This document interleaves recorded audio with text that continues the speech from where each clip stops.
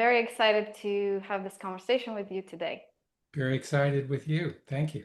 You have almost 60 years of experience in studying and researching awakening and integration. You worked with thousands of clients. You built iConscious model to help people go through awakening and integration.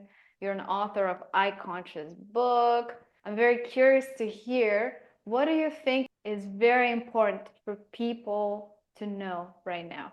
I think the most important thing people need to know is that we can all live our full potential, and it's not difficult anymore. It's actually way easier to live our full potential than not to. I think that's the essence of my message. And when we don't use our full potential, things don't go very well. In fact, in a white paper that my associate Dr. Carol Griggs and I wrote many years ago, we pointed out that there is very abundant evidence that the more we develop individually and socially, the better the outcomes. For individuals, their lives are happier, relationships work better, career goes better, they feel better with themselves, they're less stressed out. So everything to do with awakening and personal development is a good thing, a very good thing. And in societies, when society focuses on the development, not just of infrastructure, but of education and of culture and of awakening in larger contexts, there's plenty of evidence that shows that benefits society tremendously. So awakening, developing to our full potential, as far as I'm concerned, there is nothing more important on the planet right now. I have lots to say about that. I agree so much with that statement. Truly, I do feel like it's the most important thing. So, what can we do right now? What would you say to someone who is maybe struggling, going through awakening or trying to integrate and struggling? What do you have to say to those? Well, there's a lot of different things. I mean, the iConscious framework talks about the needs at every stage. And so generally what helps tremendously, and this is part of the power of the iConscious model, is that when we understand where we are in our process, we can understand the needs of the location in our process, and we can just get the needs met, and then we just grow. It's like a plant. If it's not looking so good, it's lacking water, sunshine, or nutrients. And the needs are very well known. And like that, human needs at different stages are very well known, especially by us, and very well categorized in this model. So yeah, that's the most important thing. Figure out where we are and attend to that. But there are also general things that people can do. One of them is practice embracing the truth of what's happening. It's very simple, it's very direct. It challenges all of the ways that we are afraid of life, afraid to be who we are, afraid to live in society, how people judge us, etc. The main issue here is fear of lack of acceptance. And so if we learn to accept the truth of who we are and the truth of what's happening in our lives, there's a pain here, there's a challenge there, somebody is sick over here, I gotta go like drum up a bunch of money for whatever reason. This stuff just keeps happening. Those things are not the problem. The problem is our conditioned resistance to living through these problems and challenges. We tend to believe that life should be pain-free. So when the pain shows up, we're like, what's wrong with me? What did I do wrong? What did other people do wrong? They're to blame, or I'm to blame, or somebody. And yeah, no, that's just not how it is at all. That's a complete misinterpretation. I think the more we develop and the older we get, the more obvious it is that life is relative. It just goes up and down forever. And it'll never stop going up and down. The stock market will always go up and down. Our moods will go up and down. Our health will go up and down. Um, so when we resist the down, we are dividing ourselves from ourselves. This is not unity consciousness. It's not integration. It's disintegration. It's directly getting in the way of our development. Every time we're like railing against, I call it the tantrum, right? Life gives us something we don't like, and we go into some version of a tantrum. I don't like it, I don't want it, and I don't have to take it. And I'm going to sit here and hold my breath until this is over. Or I'm going to eat 10 pieces of cake and hope it's over after that. Or I'll just busy myself with making lots of money. And then maybe after that, I'll get everything I want. Or I'll meditate forever. And that'll make everything great. This gets into the myths of enlightenment category I love to rant about. But you can see I love busting myths because they need to be busted so that we get out of our head. So we are here with the truth of our body and our feelings and our friends and our family and this earth. Oh, I love I love you busting myths of enlightenment because there's so many out there and it's becoming very confusing, right? What would you say was the biggest myth of enlightenment that you were buying into going through your journey and that cost you the most? great question. Oh my God. The myth that life is bliss. So that was Maharishi's saying. Maharishi would say that all the time. Life is bliss. Well, everybody loved that. And as a Enneagram type 7, I really love that. So Maharishi attracted all of these young, idealistic people who were like, yes, life should be bliss. That's the problem. It's not bliss. So we're going to sit here and meditate and do these extensive techniques for years and years and years. I mean, Maharishi said, just do this simple 20-minute technique twice a day, and it won't take long, and everybody's going to be awake, and it's all going to be great. Um, that did not happen. In fact, what did happen is after about 20 years, he did get millions of people to meditate. And of those millions of people, two of them claimed an awakening. That is exactly 1 in a million. That's not good odds. Those are the same odds we've been living with from the East for a long time now. I'm here to change that. That is not an acceptable odds for awakening. And there's no reason anymore because it's really just about understanding the awakening process. When you understand it in depth and details, you understand what's an obstacle and what's not. You understand what's an illusion and what's not. You understand the right direction and what's for you uniquely and what's not for you uniquely. You know, you sit there and listen to some guru on a stage saying, everybody would be instantly enlightened if XYZ, you know, again, 1 out of 1 million, maybe. Everyone else is like, what's wrong with me? Well, nothing's wrong with you. Nothing. You can awaken too. I mean, I'm working with a guy right now who truly believed this stuff. He lives in Fairfield, Iowa, or near Fairfield, Iowa, where the TM movement is. And I love so many of those people there, but unfortunately, so much stuckness around believing that this is all there is to it hasn't worked for them for 50 years or more. So it's time to change it. Yeah.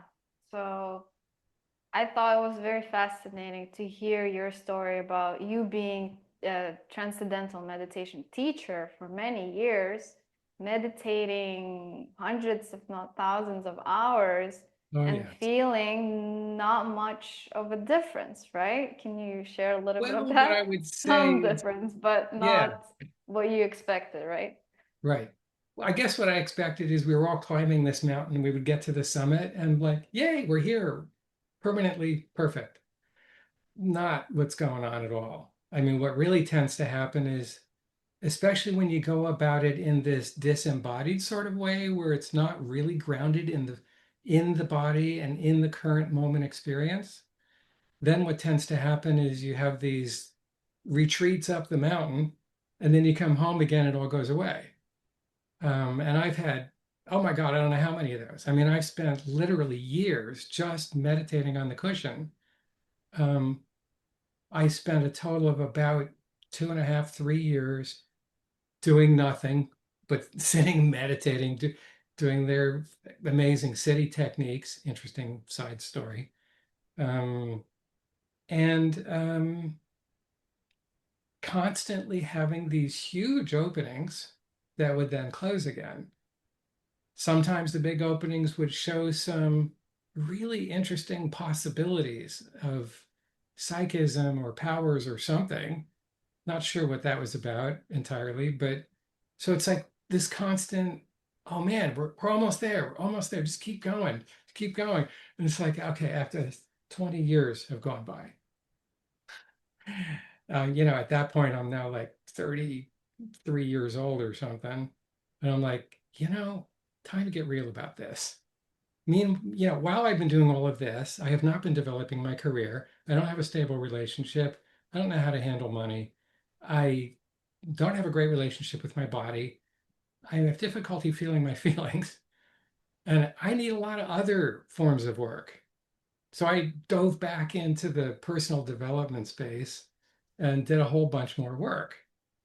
And that was great, but it still didn't really satisfy the deepest part of me that knew that there was some basic, real awakening that was waiting to happen. So then I found myself involved in a group that was all about awakening in the body and including the relationships. And it was like the first real embodied work I had encountered that was integrative. Um, and sure enough, it didn't take very long in that work for me to have a major series of awakenings. The first one was a typical consciousness awakening, whereby I would say now a typical dissociated consciousness awakening, whereby I realized all of a sudden that I was the infinite being and the rest of Ted, including his mind, was over there as an object. It was very distinct and very split. It was and very blissful and very electric for weeks, just electric, hard to sleep, blazing energy. Wow. Like, oh yeah, this is what awakening should feel like.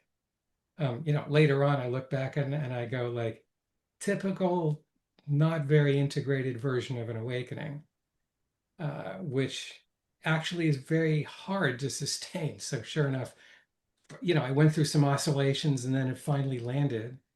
And it finally landed as I was realizing that I was very split. And in a way, this initial awakening revealed to me how deeply split I was.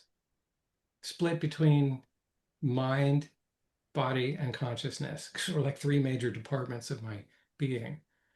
Um, so as I was leaning into my body more, I found I had a second awakening, which is only like 2 months later. And in the second awakening, the consciousness just crash landed into my body.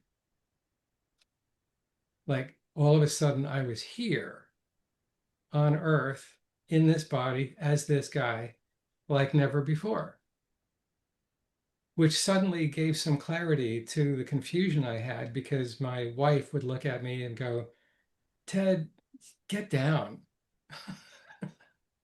Like she could see I was just kind of floating up there. And I'm like, what are you talking about? She's like, you're not in your body. I'm like, where else could I be? And then I came into my body. I'm like, oh, okay. This now I understand.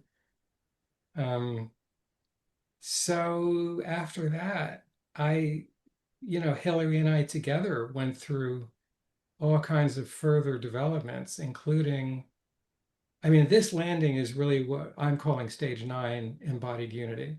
It's an initial embodied recognition of non-separation. It's not the same as what people call non-dual awareness. It's a step toward it. And it's a step beyond just the initial consciousness awakening, which I put at stage 7. We can get into that another day.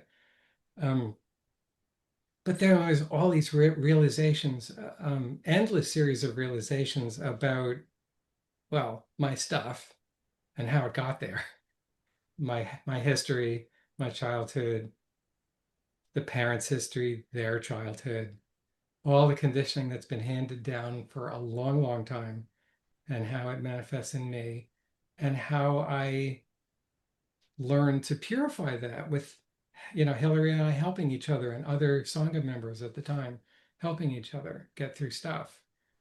And then eventually I just started realizing that beyond this purification and transformation stage, the teacher didn't know where it goes. The teacher had his own vague language about it, very vague. And frankly, even Wilbur's language at the time was very vague about it. So it was really clear to me that I needed to understand much more clearly what was going on beyond that phase.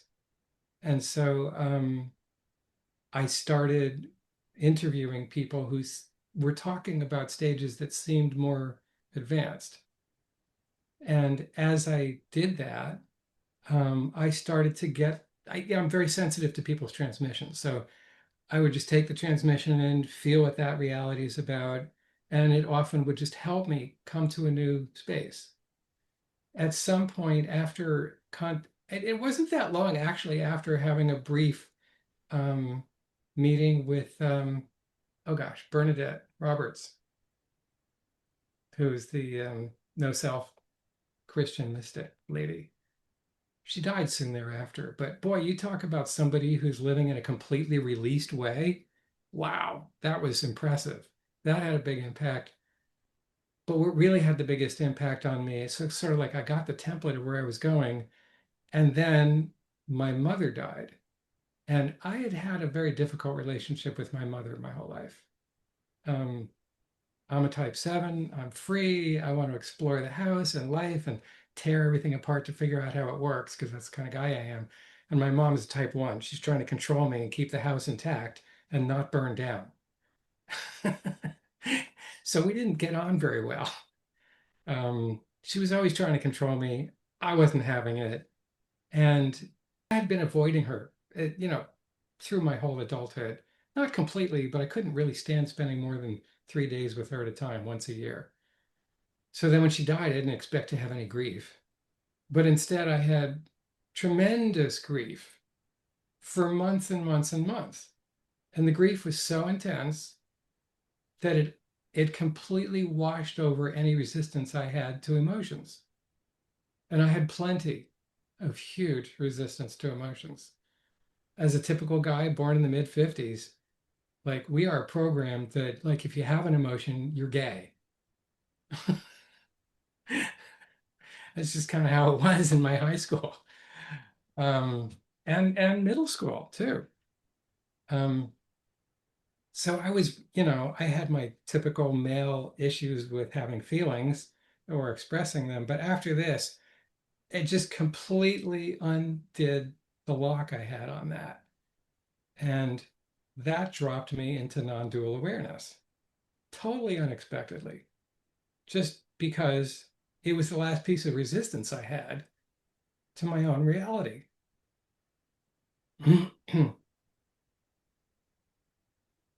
So that opened my eyes to, like, the dynamics of what holds people in more less mature stages of development.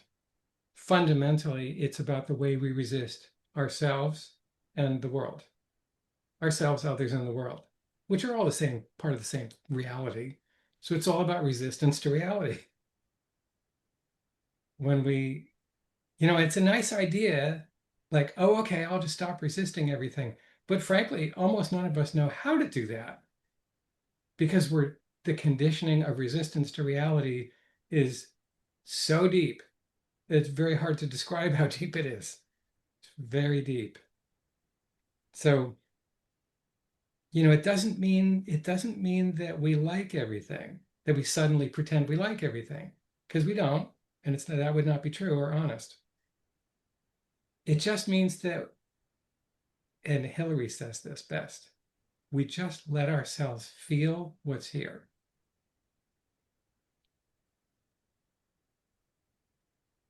And that's really what we're resisting. We're resisting the feelings we don't like because we're afraid that they'll kill us. Because when we were little kids, these feelings were way bigger than us. And so we adjust ourselves when we're little to find a way to not be overwhelmed by it, which is really what puts us in our head. We're trying to figure it out, and then we end up in our head, so we're not feeling. So yay, it worked. But not so yay, because now we're not feeling. And we realize this as adults. So coming back to the feeling is a actually amazing and beautiful thing. And as adults, we get to discover the feeling we are way bigger than any feeling that can come up, especially when we're awake. When consciousness is fully, clearly established, and unity is fully established, and especially when non-duality is established, okay, the feelings, let them come. So, okay, not a problem. Doesn't mean we like them. Sometimes they're very difficult, but you know what's harder than that? Trying not to feel. That is not only way harder, but very unhealthy. It leads to premature death. It probably leads to all diseases, the repression of emotion. I'll pause and take a few breaths. Yeah, this is a lot to sit with. Yeah. So powerful. So you said it pretty well. We kind of know that it's resistance. We know it's not healthy, but somehow we can't help but resist. What would you say to someone who really wants to stop resisting, but somehow cannot find a way?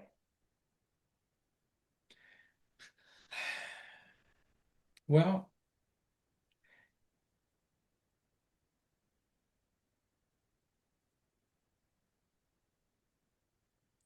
for starters, don't resist your disappointment in your inability to stop resisting. I mean, really, keep going back as far as you can. Don't resist any resistance of resistance. You know, just let yourself be what you are, feel what's present, stop making stories about what's here when you don't like it, because we tend to do that. It's like, oh God, I'm feeling horrible. I I did something horrible again. It's me. I know it's me. Or there it is. The world is fucking me up again. That's what it does. Or, you know, whatever the thing is. But these are all stories. The fact is, we're just here with a feeling. And if we are able to just allow that feeling to be present, it's scary because we're conditioned to feel that that's a threat. But if we just practice that, it's one of the simplest, easiest ways to begin turning down the resistance.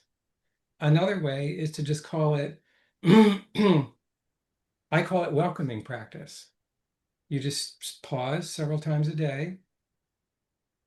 You feel what's here, and whatever it is, you welcome it. At first, it'll feel like affirmations, like I'm making it up. But after a while, you'll start getting, actually, I can welcome whatever is here, and that's different. And the more you are just practicing welcoming the feelings that are here, so really, I just gave you two different angles on the same thing. It's really about welcoming feelings. Yeah. Yeah. What's funny is that I noticed that once people hear that, they make welcoming another to do, another thing to do. And it's becoming another thing to effort, work on. What do you say to that? Sure. You know, the when we're in especially stage 4 and 5 on the iConscious model, we are going to be making efforts because that's just something we need to do in order to learn how to take control and responsibility over our life. So nothing's wrong. But no matter what you tell somebody in a stage like that, they're going to be making efforts at it. They're going to be striving at it. They're going to be it's kind of mind based. It's like, okay, I got the idea. I'm going to do it this way. And you can almost watch the formula that they're building and the structures that they're creating in order to make themselves conform to this new idea of how they're going to get more enlightened. So, yeah, people will do that. However, if they make a structure out of the practice of welcoming what they're feeling, great, no problem. It works. I'm not one of these people who are like, stop trying everything because then you don't do any practice. And we need to practice because we need to do our yoga stretches in the direction we're going. It's actually, some people just have this belief like, oh, it's just going to fall on me. It's all grace. That's the only way this works. Well, no, actually, if you go and look into the lives of every single one of these people who say, who have awakened and say it's all about grace, they went through the same stage. They meditated, they did practices, they read stuff, all of that happened. So, yes, we need to do our sort of yoga stretches in our awareness and on many levels of our being in order to help grow ourselves. Without practice, it's very hard to grow, even though a lot of people have this myth of enlightenment that through pure grace or the guru's grace or whatever, that enlightenment will just land upon them. They won't have to do anything. And if they try to, they'll get in their own way. And there's just so much uninspected material in that. First of all, my experience is every single person who awakened through some sort of grace experience and talks about how grace is the thing that matters, they themselves went through practice in the earlier parts of their process. Every one of them that I studied, it's just part of it. Whether they come out saying, some of them come out saying, everything is nothing, it's all nothingness. Okay, great. That doesn't that doesn't mean it's fully integrated. That doesn't mean that came out of, that qualifies them for the highest level of enlightenment or anything like that. Because from my perspective, it's, everything is everything, not just one thing. It's not just grace. It's not just practice. It's not just bliss. It's not just suffering. It's everything. And when we open ourselves to the kind of practices that I recommend for people and dispositions that I recommend, all of life becomes fodder for awakening. No resistance to anything. It's everything that happens to us happens for us and for our awakening. Beautiful, powerful. So we'll link the link to your website below. Anything else you would like to say? Last few words before we end this talk. No. Enjoy the journey. Yeah, enjoy the journey. All Thank you right. so much for your time. It was a pleasure. Okay, see you next time. See you next time.